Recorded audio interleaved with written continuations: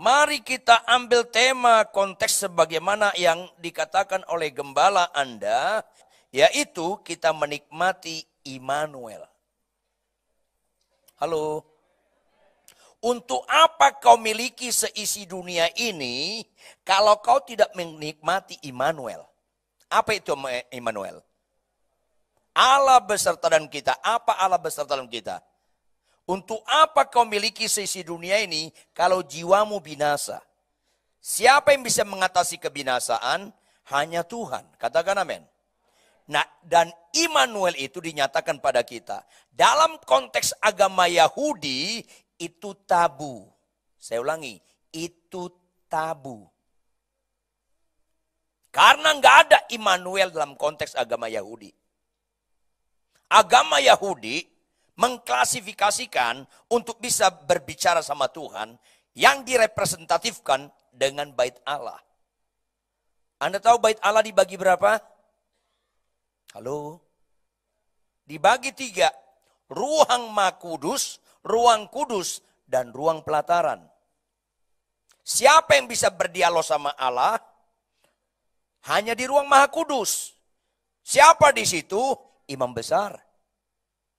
Di ruang kudus, imam-imam biasa. Di pelataran, umat atau jemaat. Jadi kalau Immanuel itu tidak ada dalam konteks agama Yahudi.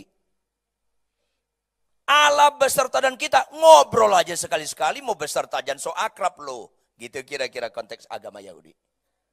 Kalian diam nyambung nggak? Nyambung ya? Kalau nggak nyambung capek saya khotbah nanti. Ini penting sekali. Makanya ketika Yesus mati, dia bangkit, bait Allah itu terbelah. Pemisahnya terbelah. Maka setiap orang percaya adalah imamat yang rajani. Tepuk tangan yang keras. Ini penting sekali.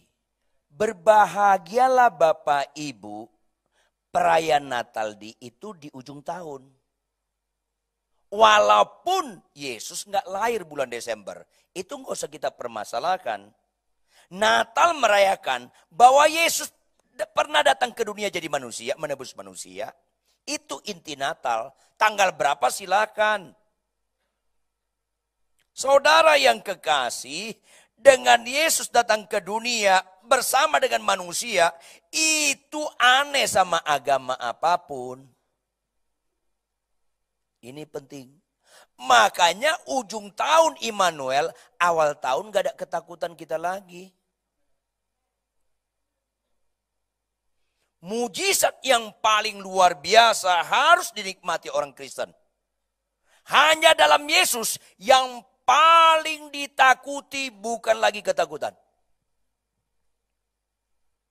Saudara yang kekasih, siapapun orang paling berani di dunia ini, siapapun, tunjukkan sama saya, siapapun orang paling berani di dunia ini, pasti takut menghadapi kematian. Siapapun.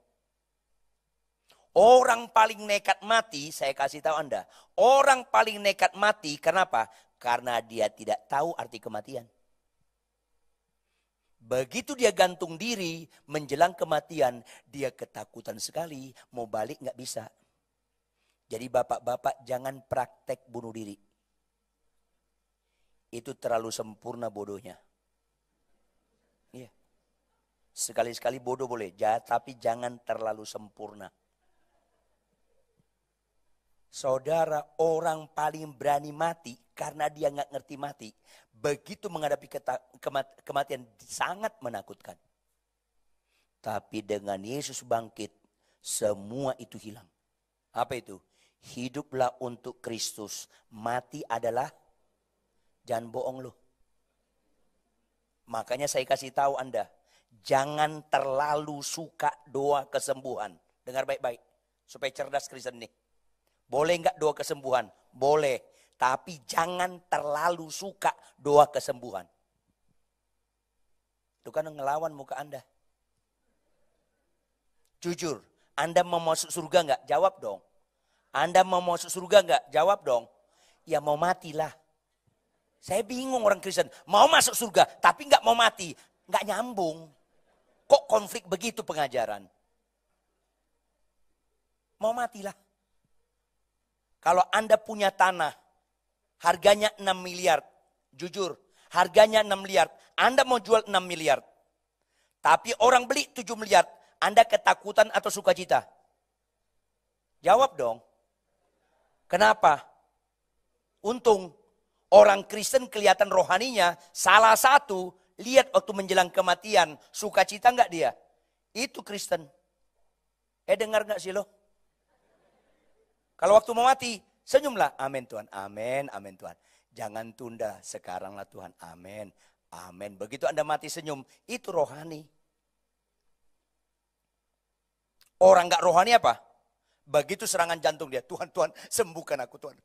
Dalam nama Yesus sembuhkan. Bilur-bilurmu Tuhan, tolong. Mati melotot, itu gak rohani itu orang. Gak rohani itu orang. Kok mati ketakutan? Maka kita belajar, khotbah itu harus berani jujur walaupun gak diundang lagi. Khotbah itu harus berani jujur, ini hari zaman saudara. Khotbah itu harus berani jujur. Jujurlah, kita pasti mati beneran gak? Jawab dong. Maka berdoalah sama Tuhan. Tuhan, aku pasti mati beneran. Sebelum itu terjadi, tolong percayakan aku 2-3 kali hampir mati. Supaya ada latihan untuk mati beneran. Nah, kalian ketawa kayaknya khotbah jujur belum lazim sama kalian. Ya, selamat latihan ya. Iyalah. Jangankan mati, terjun payung aja harus latihan. Kalau Anda pasti terjun payung, saya sarankan Anda belajar dulu. Kalau Anda nggak latihan, begitu dibuka pesawat, serangan jantung mati loh. Belum lagi terjun payung. Selamat latihan. Dalam hal tertentu, saya suka melihat orang sakit parah. Jangan salah tangkap. Saya suka orang sakit parah, bukan. Saya suka melihat orang sakit parah. Karena orang sombong, orang suka berzina, orang suka korupsi, orang suka menipu. Kalau sakit parah, lembut banget mukanya. Jujur dong. Maka kalau sakit parah saya bilang, Pak, jangan ya, jangan tanya, Pak, mau sembuh? Jangan, itu pertanyaan bodoh. Karena semua orang kalau sakit mau sembuh, nggak usah ditanya lagi kalau itu. Tanya apa, Pak, sudah siap mati? Tanya itu. Kalau siap, doakan supaya take off dia. Iya, belum Pak. Belum siap mati? Belum Pak. Ingat. Satu saat kau mati beneran. Kasih tahu. Anggaplah ini latihan. Setelah kau sembuh, ingat. Jangan lupa ya. Kalau orang sakit kanker umurnya 3 bulan lagi bisa Tuhan sembuhkan nggak? Bisa nggak? Begitu oleh bilu-bilunya sembuh dia. Berarti batal nggak kematiannya? Batal nggak kematiannya? Yang bilang batal sesat. Itu saya sedih. Nggak batal tapi ditunda. Nggak ada orang sakit sembuh terus nggak mati-mati selama-lamanya. Nggak ada, itu bodoh itu pengajaran begitu. Makanya ketika orang datang, Pak Pendeta Ridwan masih ingat saya? Waduh lupa saya Ibu. Pak Pendeta 5 tahun yang lalu Bapak berdoa saya di tempat saya di Darmais. Oh sakit kanker apa dulu? Kanker rahim Pak Pendeta. Kapan itu? 5 tahun lalu. Terus sebulan kemudian saya sembuh Pak Pendeta. Yang benar Pak Pendeta. Kapan periksa terakhir? Minggu lalu Pak Pendeta. Apa kata dokter? Sudah bersih Pak Pendeta. Maka saya bilang apa? Puji Tuhan Ibu. Tapi jangan lupa Ibu ya, Ibu bisa mati lagi. Kasih tahu. Ketawa Anda nggak rela. Loh khotbah yang benar kenapa nggak disukai? Ibu bisa mati lagi. Loh kok gitu Pak Pendeta? Bukan kok gitu, memang gitu. Kasih tahu lah. Karena sembuh bukan jawaban. Halo, sembuh bukan jawaban. Yesus jawaban. 10 orang sakit kusta, berapa yang sembuh? Semua. Berapa yang dapat jawaban sesungguhnya? Ngerti kan? Jangan ganti lagu Anda. Sembuh jawaban dalam hidupku. Sembuh jawab. Itu bukan. Yang benar apa? Yesus jawaban dalam hidupku. Yesus, jawaban, bukan sembuh, jawaban. Katakan amin. Tepuk tangan. Sukalah kebenaran, jangan suka yang kayak kebenaran, jangan, sukalah kebenaran. Pasti nggak kecewa hidupmu dan matimu. Untuk itu tema kita hari ini, sukacita Allah versus sukacita kita. Ulangi, apa temanya? Iya. Dimensi orang Kristen kebanyakan sukacita manusia. Kurang sukacita Tuhan. Bahkan tidak sedikit orang Kristen masih suka dengan sukacitanya iblis. Bukankah itu mengerikan? Kenapa Allah Immanuel Bapak Ibu? Dengar baik-baik. Setelah orang bertobat lahir baru, jujurlah. Setelah orang bertobat lahir baru, masih mungkin jatuh dalam dosa enggak? Jujur dong. Ada enggak orang percaya kepada Yesus? Jadi worship leaders, jadi singers, jadi pengurus gereja, masih pemarah. Ada enggak? Jangan pura-pura enggak ngerti lah. Ada enggak orang percaya kepada Yesus? Sudah melayani, tapi masih sombong? Banyak. Ada enggak orang percaya kepada Yesus? Masih suka bohong? Ya, ini perhatikan dong Bapak Ibu. Kenapa Immanuel? Dengar baik-baik. Supaya kita punya hubungan yang baik dengan Dia. Supaya pikiran Kristus jadi pikiran kita. Supaya perasaan Kristus jadi perasaan kita. Supaya tujuan Kristus jadi tujuan kita. Supaya sukacita Kristus menjadi sukacita kita. Kalau itu terjadi, bukan mulut kita lagi yang nyanyi, tapi hidup kita yang nyanyi. Bless the Lord, oh my soul, oh my soul, worship. Ya, rata-rata orang hanya mulut nyanyi. Jiwanya enggak nyanyi. Karena kesukaan Kristus belum lagi kesukaannya. Sing like never before, oh my soul, I worship your holy name. Itu harus terjadi dalam kehidupan, bukan hanya di mulut. Jujur Bapak Ibu, ada enggak Yesus ngomong bohong? Jujur. Semua apa yang disabdakan Yesus benar enggak? Kalau kebenaran itu yang suka Yesus. Kenapa Yesus bilang, hai suami kasihlah istri? Jawab. Kenapa Tuhan bilang, hai suami kasihlah istri? Jawab, kenapa? Karena itu kesukaan Yesus Bapak-bapak. Kalau Anda belum suka cita mengasihi istri, walaupun istrimu tetap cerewet dan kadang-kadang suka ngelawan, tidak excuse, walaupun dia begitu, kalau kau nggak bisa mengasihi istri, lu belum nyambung sama Yesus Bapak-bapak. Nggak ada nyanyian lu, bless the Lord, itu bohong semua, hanya di mulut saja. Kenapa Tuhan Yesus bilang, hai istri tunduklah kepada suami. Itu kesukaan Tuhan Yesus ibu-ibu. Kalau itu belum kesukaan Anda belum menyembah Tuhan, ibu-ibu. Apa yang dikatakan Yesus itu pasti kesukaan dia. Apa yang diperintahkan Yesus itu absolut kesukaan dia. Gak mungkin dia perintahkan yang bukan kesukaan dia. Kenapa Tuhan bilang, hai anak-anak, hormati orang tuamu. Karena itu kesukaan Kristus, anak-anak muda. Bagaimanapun papamu, bagaimanapun mamamu, gak ada alasan Anda melawan orang tua. Bagaimanapun. Rata-rata orang Kristen suka memuji Allah, tapi nggak suka perintah Allah. Kan nggak nyambung. Ngawur. Inilah yang sedang terjadi di gereja-gereja. Akhirnya orang suka sekali khotbah yang ditimbulkan oleh motivator. Bedakan khotbah motivator dengan khotbah pengkhotbah. Semua pengajaran motivator nggak ada dasar yang kokoh dan kuat. Orang suka sekali, siapa itu yang di televisi? Itu motivator, bukan kebenaran.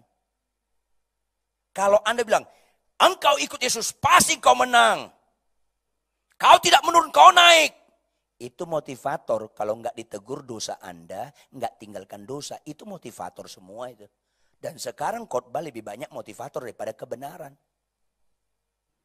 Kalau Anda malas baca Alkitab, apa dasar Anda menanjak naik? Nggak turun. Nggak mungkin, pasti lu nurun. Kalau Anda malas baca Alkitab, jangan bilang Anda menanjak naik. Apa yang Anda perbuat berhasil, mana ada itu. Firman Tuhan berkata apa? Baca firman Tuhan, renungkan siang dan malam, bertindak hati-hati suruhan firman Tuhan. Pasti perjalananmu berhasil dan beruntung. Itu Alkitab, dasarnya ada. Tapi kalau Anda malas baca Alkitab, mau menaik hidup Anda, kecewa hidup Anda. Kalau Anda tahu dosa, Anda masih lakukan. Mau menanjak hidup Anda, enggak, kecewa. Ini penting sekali. Dasarnya harus kuat.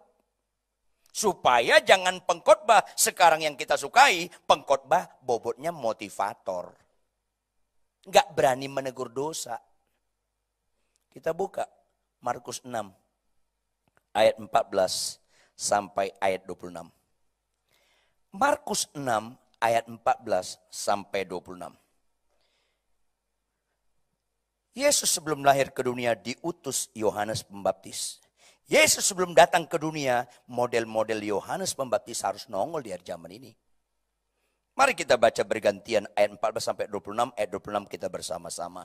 Raja Herodes juga mendengar tentang Yesus. Sebab namanya sudah terkenal dan orang mengatakan Yohanes Pembaptis sudah bangkit dari antara orang mati. Dan itulah sebabnya kuasa-kuasa itu bekerja di dalam dia. Lanjut.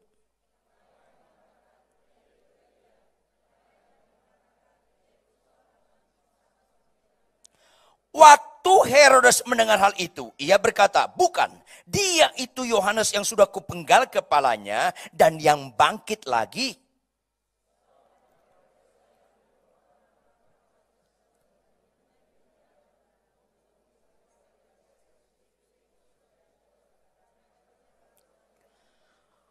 Karena Yohanes pernah menegur Herodes, tidak halal engkau mengambil istri saudaramu.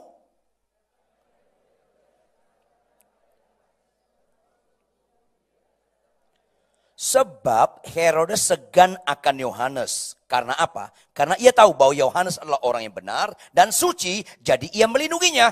Tetapi apabila ia mendengarkan Yohanes, hatinya selalu terombang-ambing. Namun ia merasa senang juga mendengarkan dia.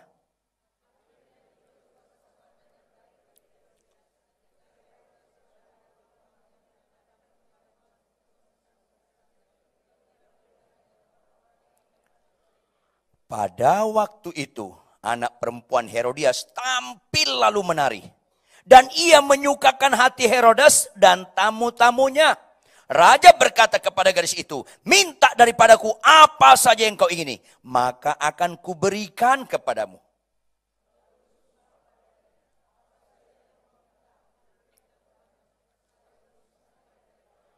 Anak itu pergi dan menanyakan ibunya, apa yang harus kuminta?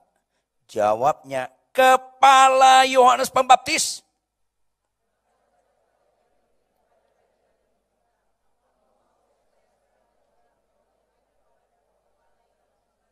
Kita sama-sama, lalu sangat sedihlah hati raja. Tetapi karena sumpahnya dan karena tamu-tamunya, ia tidak mau menolaknya. Mari kita gali dulu supaya sehat konteksnya. Konteks kebenaran ini berada di Markus 6 yang notabene menyatakan Yesus sudah mengajar dan melakukan banyak mujizat-mujizat. Makanya bobotnya dikatakan bahwa Yesus sudah terkenal. Ayat 14. Raja Herodes juga mendengar tentang Yesus. Sebab namanya sudah terkenal. Tapi ada orang mendekati Yesus sebagai apa? Yohanes Pembaptis. Ada yang mendekati dia seperti Elia atau Musa atau nabi-nabi yang lain. Ayat 16, perhatikan Bapak Ibu. Waktu Herodes mendengar hal itu, apa dia katakan? Bukan. Apa berikutnya? Dia itu Yohanes yang sudah kupenggal kepalanya dan jujur. Kalau Anda sutradara film, pelakon Herodes mengatakan, tetap tampilkan operator, mengatakan kalimat ini, bukan, dia itu Yohanes yang sudah kupenggal kepalanya dan yang bangkit lagi. Halo, dia mengatakan ini dengan penekanan, ketakutan, kebencian, atau kelegaan.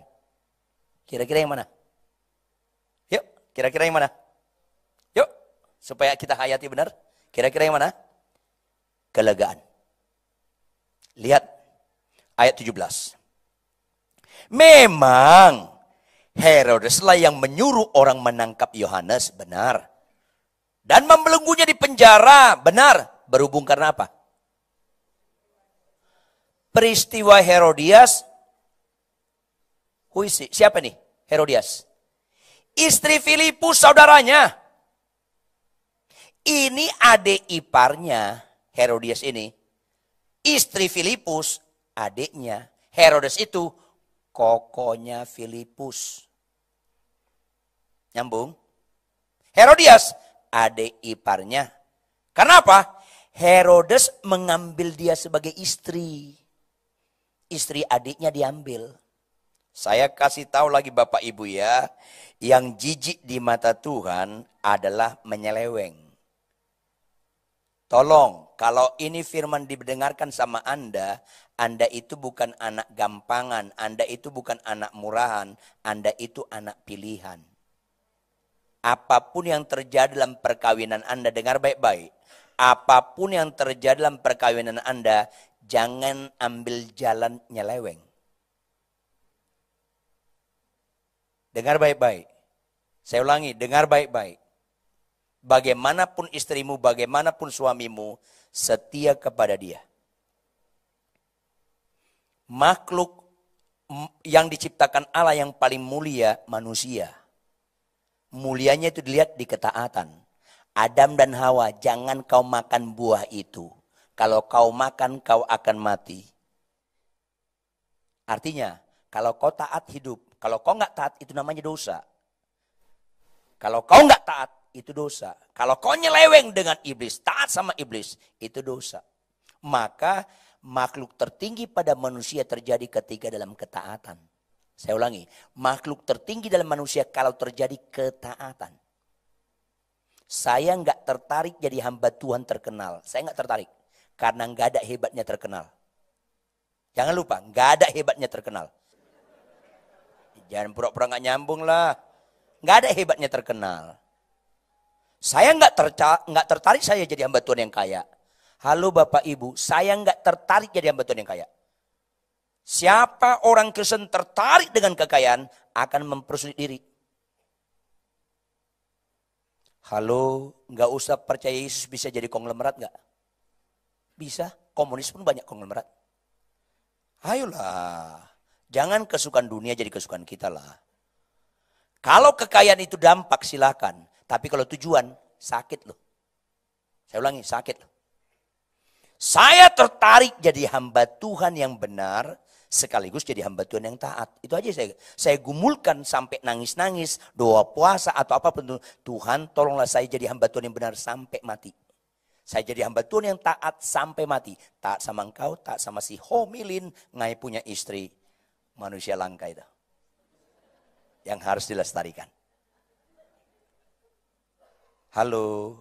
Nggak ada nilai Anda begitu kau nggak taat. Bapak, Ibu, apapun yang terjadi jangan nyeleweng. Apapun yang terjadi. Kecuali Anda suka menghina diri Anda membuat diri Anda bermartabat rendah. Salah satu orang bermartabat rendah adalah tidak setia. Dengar baik-baik. Kau sakit sembuh masa bodoh. Kau makin kaya masuk. Begitu kau nggak setia, bermartabat rendah Anda. Siapapun Anda dalam ruangan ini. Supaya Anda kuat dalam pengajaran Kristiani. Yang murni. Walaupun tidak disukai dunia ini. Ya, Herodes mengambil istri adiknya. Ayat 18. Sama-sama kita baca ayat 18. 1, 2, iya. Karena Yohanes pernah menegur Herodes apa? Lu nggak lulus audisi lu pada. Itu pakai tanda baca apa? Seru. Kenapa? Karena itu menjijikkan, harus tegur keras. Tidak halal engkau mengambil istri saudaramu. Tegur keras dong. Anda kayaknya masih kompromi dengan nyeleweng. Jadi negurnya apa? Tidak halal engkau mengambil istri saudaramu. Masa? Yang kayak gini harus keras supaya dari hati kita memang kita nggak mau kompromi yang beginian.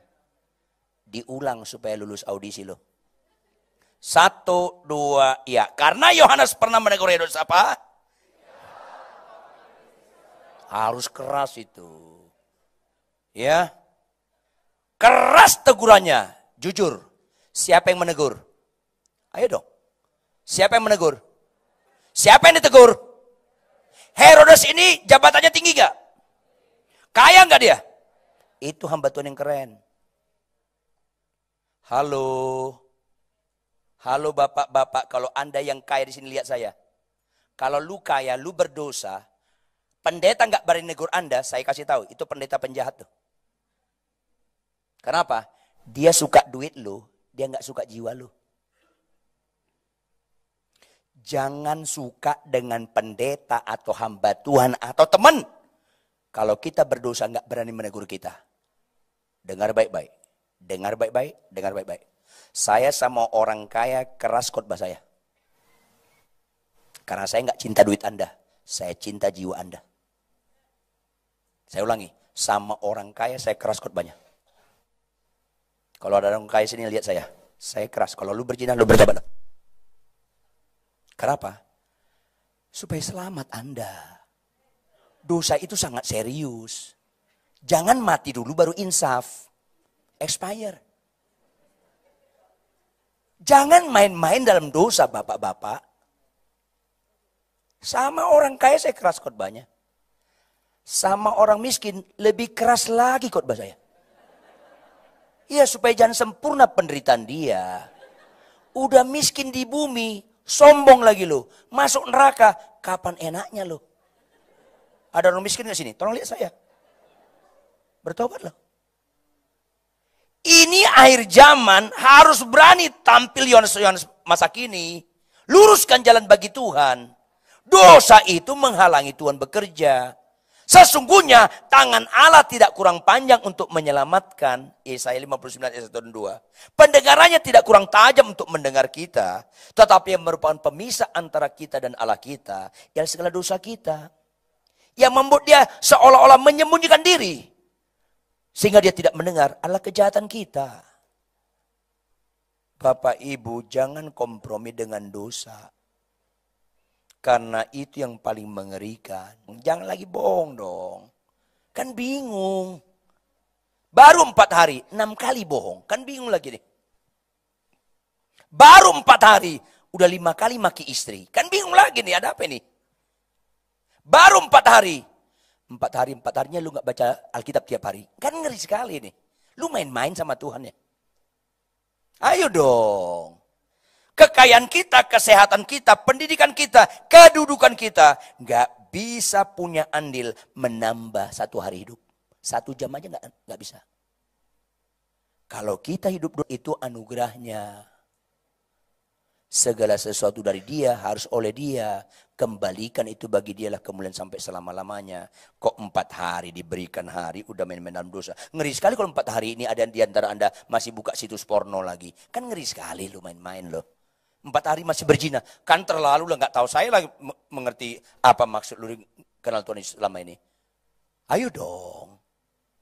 Ngapain khotbah-khotbah kesembuhan, khotbah berkat, tapi masih tetap kita gak suka sama Tuhan. Banyak orang mencintai berkat, tapi gak mencintai si pemberi berkat. Ini bahaya sekali. Bapak, Ibu, saudara kekasih, ditegur dengan keras. Walaupun dia kaya, walaupun dia raja, ditegur dengan keras. Dibutuhkan hamba Tuhan model begini Bapak Ibu sekarang ini. Mau berani jujur gak? Itu kenyataan. Malu dong kita. Iya dong. Kayaknya gak nerima muka lo. Ayo dong. Saudara yang kekasih, sedih saya banyak hamba Tuhan gak ngerti suara Tuhan. Padahal ini hamba-hamba Tuhan yang besar-besar loh, lebih senior dari saya loh. Bingung jadinya. Apalagi umatnya. Nah ini penting sekali. Bapak Ibu, jangan kita karena ada sesuatu udang di balik bakwan, kita pakai suara-suara Tuhan. Tuhan kan gak bisa dibohongi. Orang bisa lu bohongi. Tuhan gak bisa lu bohongi. Murnilah ikut Yesus walaupun tidak populer. Ini harus kita jaga hati kita sampai mati. Ini penting. Maka ditegur Herodes dengan keras. Jawab, Herodes marah gak? Tersinggung gak dia? Sakit hati gak dia? Apa? Bagaimana? Tidak. Ini harus kita fair. Alkitab harus membicarakan Alkitab. Supaya jangan kita karang-karang. Ayat 19. Sama-sama kita baca ayat 19. 1, 2, iya. Karena itu Herodias menaruh dendam pada Yohanes. Dan tetapi yang tersinggung siapa? Yang marah siapa? Yang dendam siapa? Yang niat membunuh siapa? Herodias. Itu Alkitabmu. Berarti kita ngerti. Biang masalahnya Herodias. Herodias ini rupanya mirip dengan Tante Potifar. Dia lebih tertarik sama Herodes, koko iparnya, daripada Filipus. Herodias godain Herodes. Karena Herodes lebih banyak duitnya daripada Filipus. Herodes lebih tinggi jabatannya daripada Filipus. Dia goda. Jeleknya Herodes mau mengambil Herodes jadi istrinya. Begitu ditegur, yang kebakaran jenggot si Herodias. Bapak Ibu dengar baik-baik. Kekuatan laki-laki, saya ulangi. Kekuatan lelaki bukan pada ototnya. Laki-laki berwibawa kalau dia sabar, tenang, penuh pengertian. Mengalah. Di situ kekuatan laki-laki. Jangan terima ajaran di luar Alkitab. Kalau istri marah, maki lagi dia. Bila perlu usir. Laki-laki itu harus berwibawa. Itu pengajaran sesat.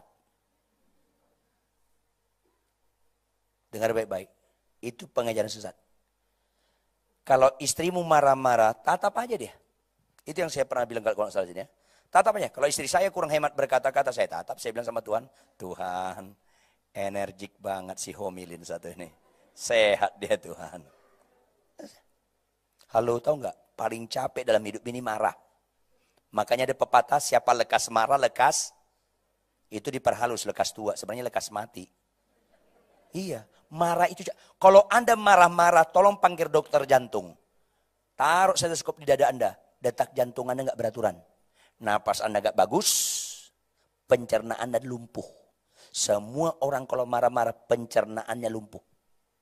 Siapa orang marah-marah, kasih makanan kesukaannya, pasti dia gak mau makan. Pasti itu. Mama, ini gaduh-gaduh. Gak mau. Iya, kalau marah, pencernaan lumpuh. Tapi kalau terjadi, orang gimana? Kasih makan kesukaannya, dia lahap, itu kesurupan. Kalau ada orang marah masih lahap, itu kesurupan. Nggak normal lagi tuh. Jangan pura-pura nggak dengar. Kalau marah, lumpuh pencernaan, ginjal capek, hati lever Anda capek. Marah itu capek.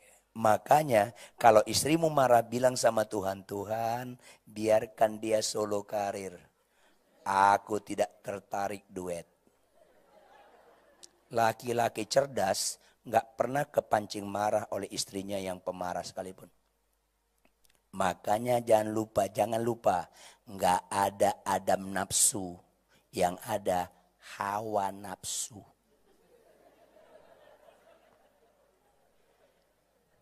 Siapa yang nafsu? Si Hawa. Bertobat loh Hawa. Makanya laki-laki itu, saya ulangi, laki-laki jangan bodoh, jangan pemarah, tenang, sabar. Nggak ada marah yang kekal, tunggu aja, berhenti nanti marahnya. Tunggu aja. Kalau dia mau lanjut, kasih aqua, minum mah. Teng, lanjut lagi, gua tunggu, capek dia. Lu ketawa ngerti nggak? Jangan nanya ketawa dan ngerti, bertobat bapak-bapak. Istri marah-marah diam aja lah. Kadang-kadang dia jangan butuh penjelasan. Kalau perempuan marah, nggak ada nalarnya. Besoknya baru kita jelasin. Adem dulu. Kadang-kadang istri saya minggu berikutnya baru jelasin. Udah jelasin juga masih marah lagi. Kenapa gak ada kemarin kasih tahu? Kalau tahu kan gue gak ngerti. Oh iya. Hari ini harus dikasih tahu rupanya. Kalau dulu belum nyambung mah. Iya. Kekuatan laki-laki di ketenangan, di kesabaran, di mengalah, di pengampunan, dan di pengertian. Ya, saya tahu Anda lebih tinggi dari saya. Jangan gitu ketawa lu nyakitin. Tinggi saya 2 meter kurang banyak. Tapi saya nggak tahu, kesabaran saya lebih tinggi dari Anda mungkin. So sweet.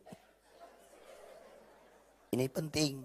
Ngapain tinggi badan, emosi Anda nggak ada tahannya. Sabar Anda rendah, pendek sekali. Nah itu nggak ada kan? Silakan tinggi badan Anda bagus. Sabar Anda bagus nggak?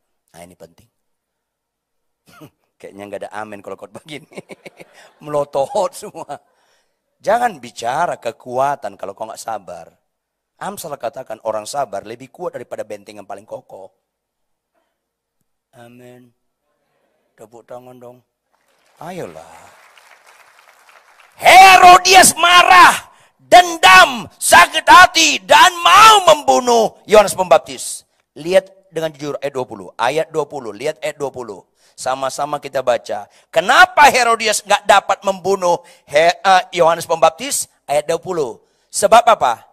Herodes segan akan Yohanes. Karena ia tahu bahwa Yohanes adalah konglomerat besar. Begitu enggak? Enggak. Karena dia tahu Yohanes adalah pejabat besar. Gitu enggak? Enggak. Herodes segan sama Yohanes karena ia tahu bahwa Yohanes adalah orang yang dan berarti jujur, ada enggak positifnya Herodes? Objektif dong. Ada enggak positif Herodes? Ada. Dia segan sama orang benar dan orang suci. Latihlah Bapak Ibu, latihlah para hamba Tuhan. Seganlah sama orang benar dengan orang suci. Jangan segan sama orang kaya, jangan segan sama pejabat. Supaya kebenaran jangan kita korbankan. Kekudusan harus makin tegas dalam hidup kita. Kalau kau segan sama orang benar, akhirnya ketika dia berdosa, lu gak berani negur. Akhirnya, lu gak tegas dengan kekudusan. Seganlah sama orang benar, seganlah sama orang suci. Di balik keseganan kita sama orang benar, karena orang benar itu kita anggap bernilai. Kalau kita segan sama orang kaya, karena kaya itu kita anggap nilai. Di mana letak segan Anda? Ini penting sekali. Herodes punya nilai positif. Dia segan sama orang benar, dia segan sama orang suci. Lihat ayat 20. Akibatnya apa? Jadi ia melindunginya.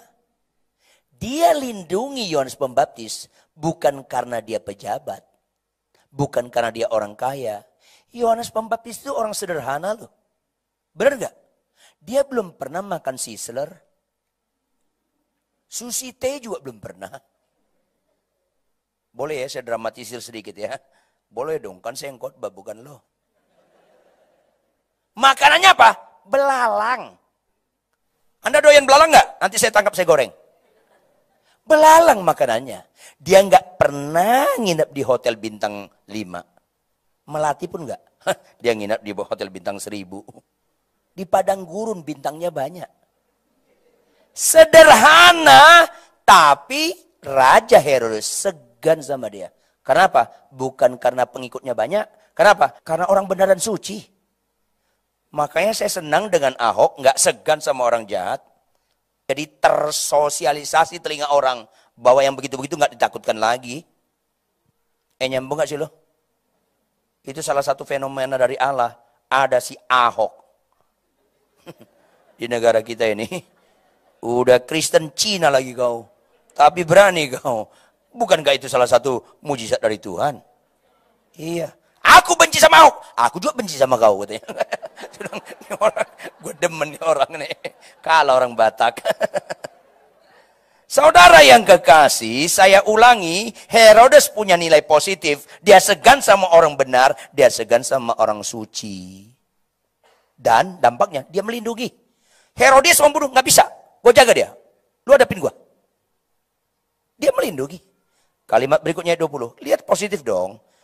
Tetapi apabila Herodes mendengarkan Yohanes, apa berikutnya?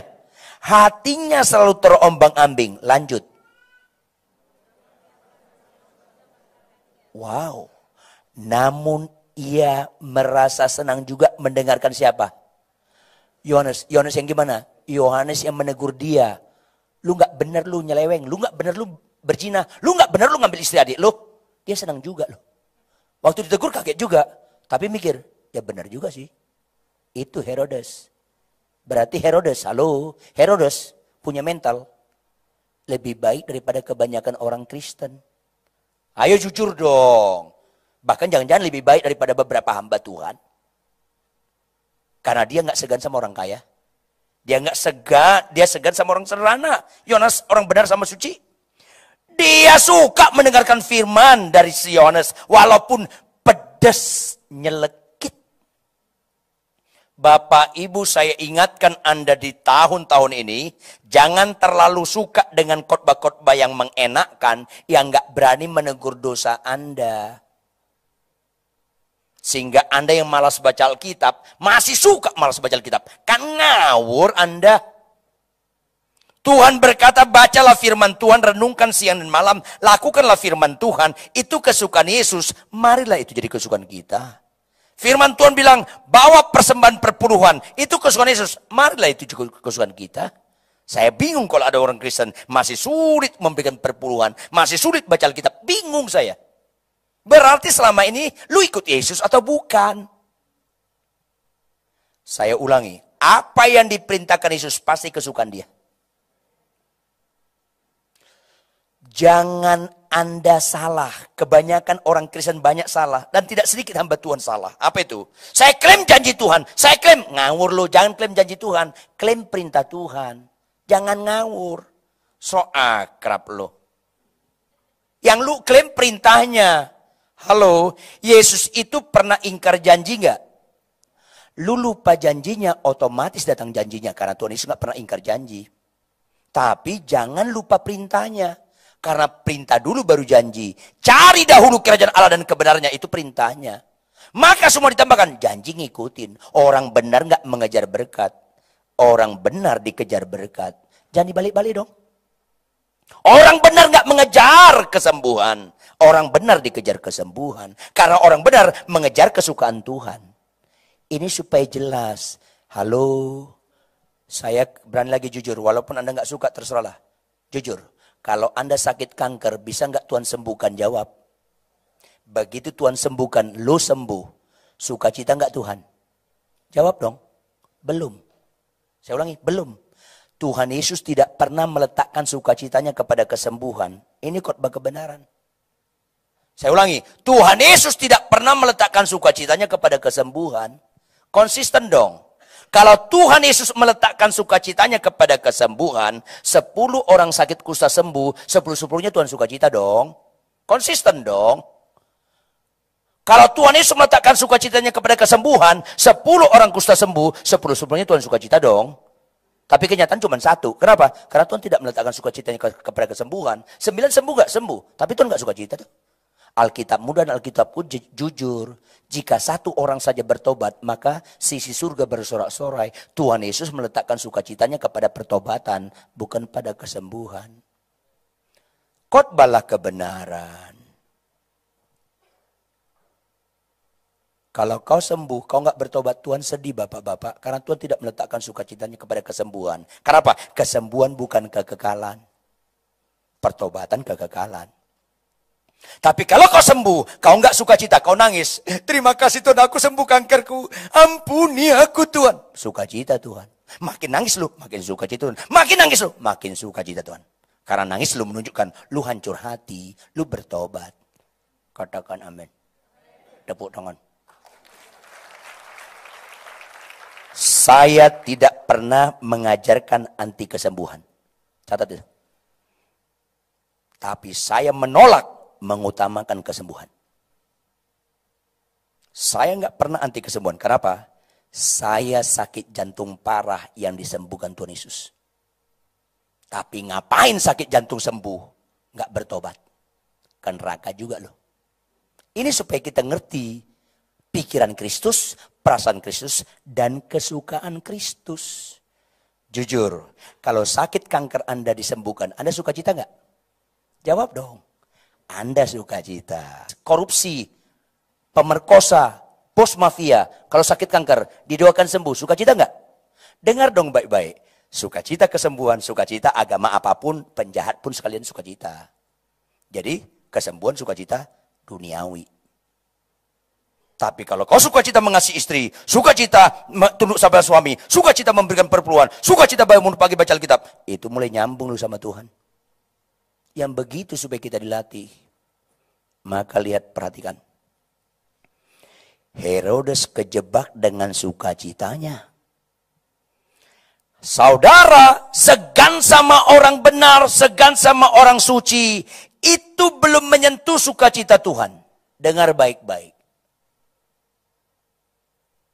Segan sama orang benar tapi tidak jadi orang benar. Segan sama orang suci tapi tidak menjadi orang suci. Itu tidak sukacita Tuhan. Jadi positif belum tentu menyentuh sukacita Tuhan. Anda juara kelas, Anda juara kuliah, itu belum tentu menyukakan hati Tuhan.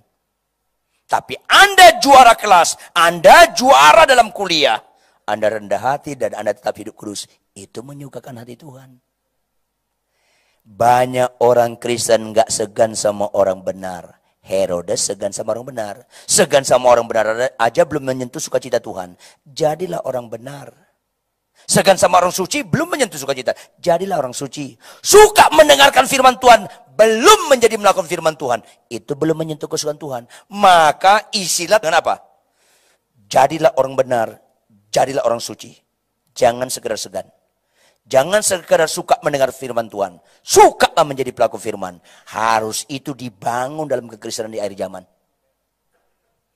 Bapak, Ibu, sukalah dengan jadi orang benar. Sukalah jadi orang suci. Sukalah mendengarkan firman dan melakukannya. Itu yang kuat nanti. Akhirnya ketika anak tirinya menari, itu menyukakan hati Herodes. Sampai-sampai dia berkata dan bersumpah, minta apa saja daripadaku, akan kuberikan sekalipun setengah dari kerjaanku. Kejebak dia dengan kesukaan dia. Apa kesukaan Anda? Jangan lupa, apa yang Anda sukai itu punya kuasa untuk daya tarik Anda. Kalau Anda ke pesta di satu hotel, ada pernikahan. Jujur, Anda tertarik dengan makanan kesukaan Anda atau makanan nggak kesukaan Anda? Semua kesukaan Anda punya kemampuan menggembalakan Anda. Jangan lagi kesukaan Anda jadi gembala Anda. Buatlah kesukaan Kristus yang menggembalakan Anda. Walaupun itu nggak Anda sukai. Akhirnya anti klimaks. Herodias bilang sama anak tirinya, minta kepala Yohanes Pembaptis. Karena Herodes sudah bersumpah. Akhirnya ayat 26, sangat sedihlah hatinya. Tapi apa boleh buat? Akhirnya dipotong juga. Dia nggak suka Yohanes Pembaptis disembelih. Dia nggak suka Yohanes Pembaptis dibunuh. Dia melindungi. Tapi karena kesukaan dia, menjebak dia, akhirnya Yohanes Pembaptis disembelih. Dengan hati, Alkitab berkata ayat 26, sangat sedihlah hati raja. Karena bertentangan dengan hatinya. Tapi karena dia kejebak dengan sukacitanya, mau nggak mau, Bapak Ibu jangan lagi suka dengan uang. Sukalah sama Yesus. Sumber berkat itu jangan pada berkatnya. Kejebak Anda nanti. Jangan suka dengan mobil mewah. Banyak sekarang pendeta terlalu terjebak dengan mobil mewah. Habis loh. Jangan terlalu suka dengan rumah mewah. Sukalah benar, sukalah suci. Kekayaan ngikutin sendiri. Jangan jadi kesukaan. Kekayaan itu harus gini, jangan gini. Harus gini. Kau ambil silakan Tuhan. Kau kasih silakan. Yang penting, jangan rohmu kau ambil dalamku. Kekayaanku silakan ambil. Nanti aku mati pun gak aku bawa kekayaanku.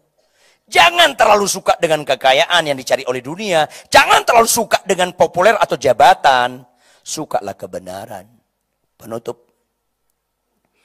Tahu Anda, posisi gembala terhadap domba dan kambing beda di mana? Di posisinya gembala. Kalau gembala domba, kalau gembala domba itu berada di depan. Domba mendengar suara gembalanya. Maka gembala jalan, domba ngikutin. Kalau kambing Anda gembalakan di depan, Anda jalan nggak sampai 5 menit, Anda lihat, hilang semuanya itu. Hilang. Kambing punya mental melawan. Ayo dong Bapak Ibu. Kalau Tuhan katakan, hai suami, kasihlah istrimu, kau dengar firman ini, kau bertobat, dan mulai saat ini Anda berjanji, Tuhan, bagaimanapun istriku, saya sayangi dia. Kau domba. Karena lu taati. Tapi kalau kau dengar firman hari ini, nanti besok kau maki-maki lagi istri, kau kambing. Halo, kau kambing. Gak apa-apa, tersinggung lah. Kalau firman Tuhan berkata, baca Alkitab tiap hari, kau mulai besok bilang, capek gak capek? Ngantuk gak ngantuk? Aku bangun pagi besok, aku baca Alkitab. Lu domba. Tapi kalau kau besok bangun kesiangan, malas baca Alkitab, lu kambing. Iya. Jadi, setelah kebangkitan Kristus, tinggal pilihan, mau jadi domba atau mau jadi kambing. Pilihan aja. Kalau mau jadi domba, kau taat. Tapi kalau kau nggak taat, biarpun aku malas baca Alkitab, biarpun aku nggak memberikan perpuluhan, biarpun aku suka bertengkar, aku tetap domba. Enggak, lu kambing. Lu ngotot, aku tetap domba. Enggak, lu kambing. Lu ngotot, gua tetap domba. Oke. Lu domba, bulunya, dalamnya kambing. Udah selesai. Kalau nggak percaya, matilah nanti malam. Pasti lu jadi kambing, ditolak Tuhan. Maka jujurlah Bapak Ibu, kalau begitu, kita mau nggak jadi domba? Taat. Yang mau taat, maafkan saya. Yang sungguh-sungguh saya, yang sungguh-sungguhnya. Yang mau taat sama Tuhan Yesus, angkat tangan kanan tinggi-tinggi. Yang sungguh-sungguh, kalau nggak turun aja, nggak apa-apa. Jangan ikut-ikutan. Yang mau taat sungguh-sungguh, angkat tangan kanan. Kalau kau sungguh-sungguh, ikuti saya. Taruh telunjuk ke atas. Ikuti saya. Belokkan ke diri sendiri. Ikuti saya, hai jiwaku, Tuhan Immanuel beserta dengan engkau. Supaya dia jadi gembalamu, kau taat sama Yesus. Supaya pikiran Kristus jadi pikiranmu. Supaya perasaan Kristus menjadi perasaanmu. Kesukaan Kristus menjadi kesukaanmu. Oleh karena itu, hai jiwaku, mental kambing lu harus copot. Untuk itu hai jiwaku, bertobatlah. Bangkit berdiri, tepuk tangan yang keras buat Tuhan.